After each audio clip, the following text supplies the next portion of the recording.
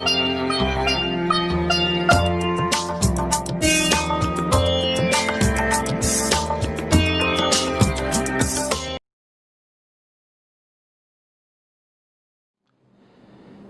बहुत ही प्रिय और बेहद सम्मानित साथियों, हृदय की गहराइयों से अभिनंदन, बहुत बहुत हार्दिक स्वागत। साथियों, राजयोग की हमारी इस पहल, इस श्रृंखला को आपने जितना अपना स्नेह दिया है, उसके लिए आप सच्चे दिल से साधुवाद के पात्र हैं। साथियों, पूरी ईमानदारी, पूरी निष्ठा और पूरे शोध के साथ में आपके समक्ष राजयोग से संबंधित ज्योतिषीय परिस्थितियों का विश्लेषण, यही हमारा एकमात्र उद्देश्य है। और हमारी पूरी टीम, यकीन मानिए कि दिन और रात इसी रिसर्च में लगी रहती है। साथियों, शीर्षक आपने पढ़ा है, हमने लिखा है कि क्या आप भी बनेंगे मंत्री के खास।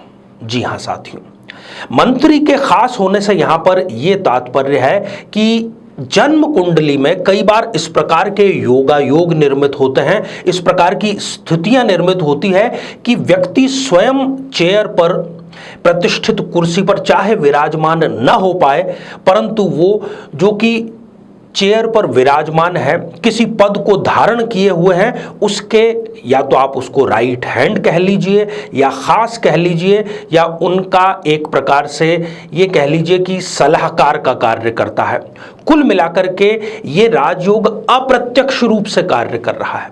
कई लोग चाहे किसी जाने हुए कारण या अनजाने कारण की वजह से, हो सकता है कि चुनावी राजनीति में ना आ पाए, हो सकता है कि सिविल सर्विस की एग्जाम को क्रैक करके उच्च पद पर ना जा पाए, परंतु उनकी कुंडली का जो राजयोग है वो उनको कहीं ना कहीं सत्ता का स्वाद चखा ही देता है। उनकी सत्ता के गलियारों में बहुत पहुंच होती है, और ये हर देश में इस प्रकार के कुछ लोग जरूर होते हैं। तो आप अपनी जन्म पत्रिका निकालिए और जिस परिस्थिति के बारे में हम चर्चा करने जा रहे हैं उससे मिलान जरूर कीजिए, यदि भी आप भी अप्रत्यक्ष रूप से राजयोग का स्वाद लेना चाहते हैं तो। साथियों, इस परिस्थिति पर हम चर्चा करें इससे पहले एक बेहद जरूरी सूचना कि हम हमारे प्रत्येक एपिसोड के अंत में किसी न किसी जातक के प्रश्न का उत्तर देते हैं, और ये प्रश्न हमें प्राप्त होते हैं आप लोगों के ही द्वारा YouTube कमेंट के माध्यम से। साथियों, दो बातों का आपको ख्याल रखना है। सबसे पहली बात कि अपना कमेंट लिखने से पहले #आचार्य चंद्रकांत इस शब्द का प्रयोग जरूर करें, और साथ ही बेहद आसान सा प्रश्न जो इसी एपिसोड से संबंधित होगा, इसी एपिसोड के अंत में आपसे पूछा जाएगा, उसका सही उत्तर भी कमेंट में जरूर शामिल करें, तभी हम आपके कमेंट को शामिल कर पाएंगे। साथियों, एक होता है औपचारिक रूप से पद को धारण करना, प्रधानमंत्री का पद, मुख्यमंत्री का पद, कैबिनेट मंत्री का पद, जिलाधीश का पद, या जो भी पद है, उसने कुछ औपचारिकताएं पूरी की हैं। हो सकता है उसने चुनाव जीता हो सकता है उसने परीक्षा पास की हो, और वो उसका उपभोग करता है। परंतु कुछ ऐसे व्यक्ति होते हैं जो बिना किसी चुनाव लड़े, बिना किसी परीक्षा को पास किए राजयोग से अपने सारे कार्य करवाते हैं, और कई दफा तो कुर्सी पर बैठे हुए व्यक्ति से भी ज्यादा शक्तिशाली वो होते हैं। ऐसा मैंने अपने अनुभव में भी पाया है। साथियों, कब होती है ऐसी स्थिति? इस स्थिति के लिए, इस राजयोग के लिए दो ग्रह जिम्मेदार हैं। सबसे पहला है बुध और दूसरा है बृहस्पति या गुरु। क्यों है ये दोनों जिम्मेदार? बुध जो है वो वाणी का अधिपति है। अगर आपको किसी को इंप्रेस करना है तो आपकी वाणी में प्रभाव होना चाहिए।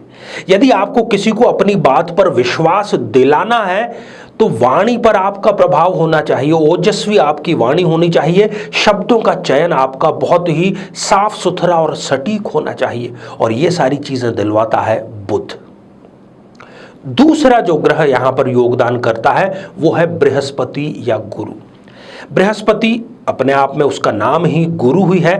राजा भी जब कोई कार्य करता है, अर्थात शासक जब कोई कार्य करता है, तो वो अपने गुरु से परामर्श अवश्य लेता है। गुरु परामर्श देने की स्थिति में भी हैं और सही परामर्श देकर के राजा को, शासक को सही दिशा में ले जाएं, ये भी जिम्मेदारी गुरुदेव की ही होती है। अर्थात सलाह और परामर्श का जो पूरा केंद्र है वो गुरु के इर्द गिर्द ही रहता है।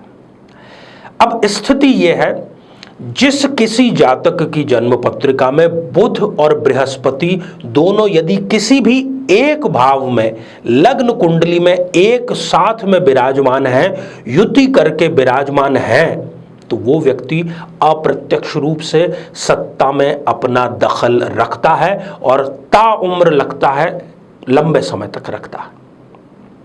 दूसरी स्थिति यह भी हो सकती है कि बुध और बृहस्पति एक दूसरे से यदि सप्तम भाव में है तो वो एक दूसरे को सप्तम पूर्ण दृष्टि से देख रहे हैं, दृष्टि संबंध दोनों में स्थापित हो गया है। यह भी सत्ता के गलियारों में अप्रत्यक्ष रूप से इनडायरेक्टली अपनी पहुंच रखते हैं।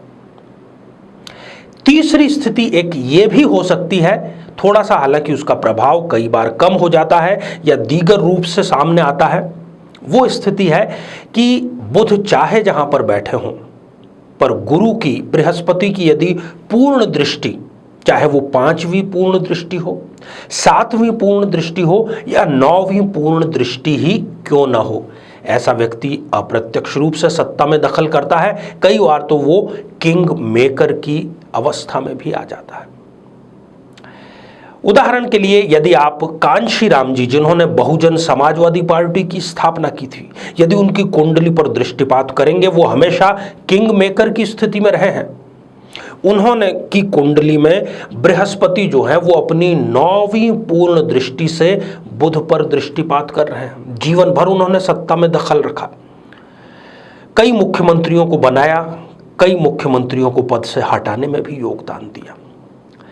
तो साथियों, यदि इस प्रकार की कोई स्थिति आपकी जन्म पत्रिका में भी है तो आप भी अप्रत्यक्ष रूप से सत्ता का स्वाद चखने के लिए तैयार रहें। मेरी तरफ से आपको ढेर सारी शुभकामनाएं। तो साथियों, ये था हमारा आज का आर्य सत्य। इसी प्रकार के रोचक राजयोग से संबंधित कार्यक्रम आपका बेसब्री से इंतजार कर रहे हैं। हमारे चैनल पर आप बने रहें। अब आज का कमेंट। आज हमने कमेंट शामिल किया है निर्मला नेगी जी का, जो कि उन्होंने लिखा है नाहन, हिमाचल प्रदेश से। निर्मला जी, आपने पूछा है कि क्या आपकी जन्म पत्रिका में शादी का योग भी है या नहीं? क्या माता पिता जो हैं आपके, वो आपका विवाह होते देख पाएंगे या नहीं देख पाएंगे? इस स्तर तक की देरी हो चुकी है आपकी शादी में। निर्मला जी, कुंडली विश्लेषण के पश्चात मैं तो आपको यही कहना चाहूंगा कि सप्तमेश जो आपका मंगल है वो राहु के साथ में युति करके अंगारक योग का उसने निर्माण कर लिया है और यही कारण है आपका विवाह अभी तक संपन्न नहीं हो पाया है। ऊपर से आपको शनि की महादशा जारी है जो कि 2032 तक चलेगी।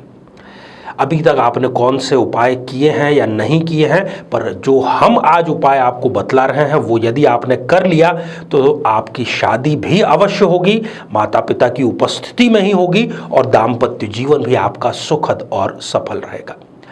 करना केवल आपको इतना ही है कि किसी तांबे के पात्र में जल लेकर के आपको शनिवार को पीपल के वृक्ष में प्रातःकाल 10 बजे के आसपास नियमित रूप से उनको समर्पित करें जल और प्रार्थना करें शनिदेव से। ये विलक्षण उपाय है। शीघ्र विवाह की आप प्रार्थना करें और बहुत शीघ्र आपका विवाह संपन्न होगा। साथियों, अब आज का बेहद ही आसान सा प्रश्न। आज चर्चा के दौरान हमने वाणी के अधिपति होने, वाणी के लिए, ओजस्वी वाणी के लिए एक ग्रह को जिम्मेदार ठहराया है। कौन सा ग्रह है जो वाणी पर अपना आधिपत्य रखते हैं? उसी ग्रह का नाम आपका उत्तर होगा। साथियों, आप सभी स्वस्थ, समृद्ध और शांतिपूर्वक जीवन व्यतीत करें। नमस्कारम। जीवन में किसी समस्या का सामना कर रहे हैं, जैसे कि शादी में देरी होना, पति पत्नी में मनमुटाव या तलाक तक की नौबत आ जाना, संतान का प्राप्त न हो पाना, नौकरी या धन प्राप्ति में बाधा आना, जीवन के प्रत्येक क्षेत्र में किसी न किसी प्रकार की बाधा आना, तो आज ही अपनी जन्म पत्रिका का संपूर्ण विश्लेषण करवाएं और पाएं समस्या से सदैव के लिए मुक्ति।